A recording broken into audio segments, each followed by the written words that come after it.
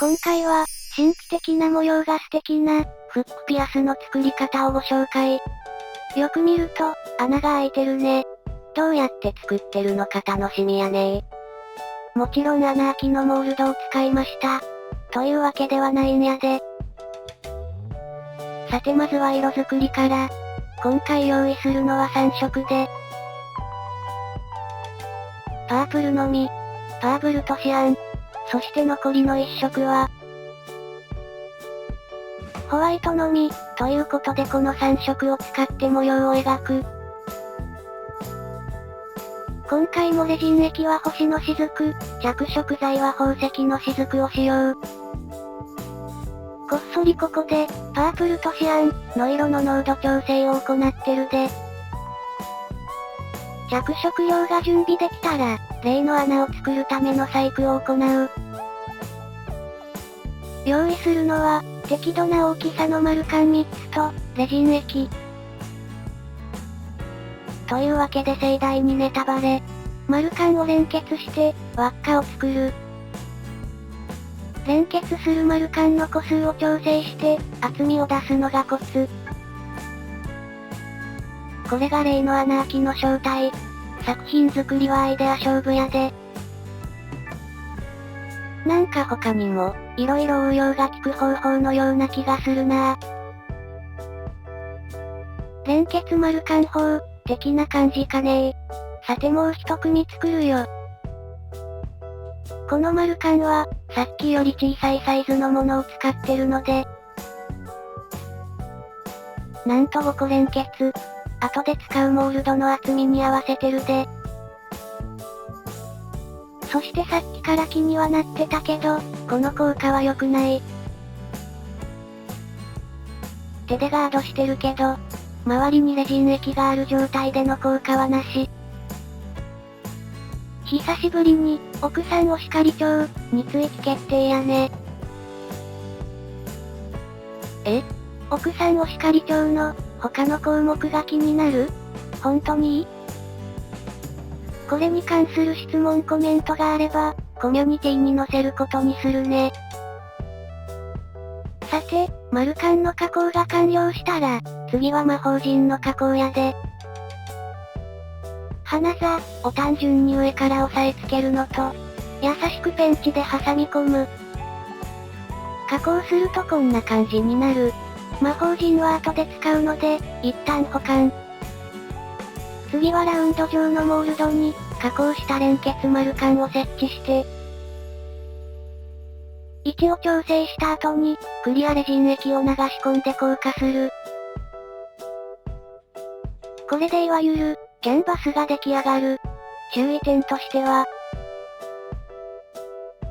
必ず丸缶を先に設置して、後からレジン液を流し込むこと。逆にしたらどうなるかって？とても悲しいことになっちゃう。作り直し待ったなし。お子様と一緒に作る場合は要注意やで。でも、失敗したら失敗したで、何か別のアイデアが生まれるかもね。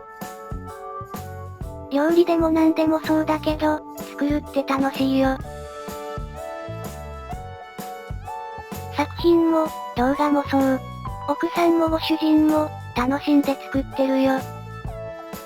僕は猫なので、皆さんの笑顔を作ってるかな。なんちてー。字幕に被りそうな位置で作業しているので、画面を少し上部へ。さて、奥さんが頑張って、マーブル模様を描いている間に、ここで、次回作品をお伝えする予定でしたが、今回は、インスタグラムや、コミュニティにて、決まり次第告知します。とりあえず、次回使用するレジン液は、いつもの星の雫ではなく、人魚の涙、であることはお伝えしておきます。チャンネル登録して、お知らせや、動画投稿を待っててくれると嬉しい。高評価やコメントも、励みになりますのでよろしくお願いします。さて、お話ししている間にマーブル模様は完成。画面も戻そう。そして魔法陣を配置する。もちろん、いい位置に配置できるように。モールド、連結丸カンニッシュ、魔法陣の大きさは、事前に確認済み。というわけで、レジン液をモールドいっぱいまで注いでから、降下。さあ、これで7割は、完成したようなもんやで。残る3割の工程は、削る、コーティング、パーツの連結。電動ルーターは使わず、手作業で削っていく。パタパタパタ。地味にご主人のお気に入り。パタパタパタ。さて、表面のコーティングやね。少しふっくら感も出す。もちろんさっき削った、端の部分も丁寧に、レジン液を塗っておく。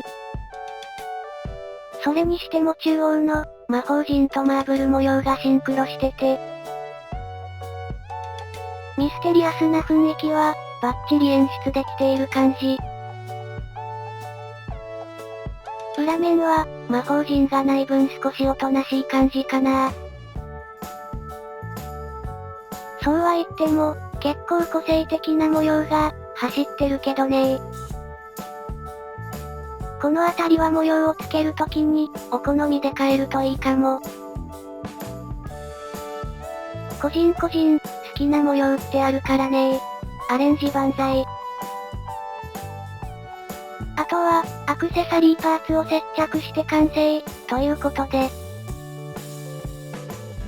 今回は、丸関連結法、花ザプレス加工法などの、アイデアがキラリと光る、神秘的なフックピアス制作動画でした。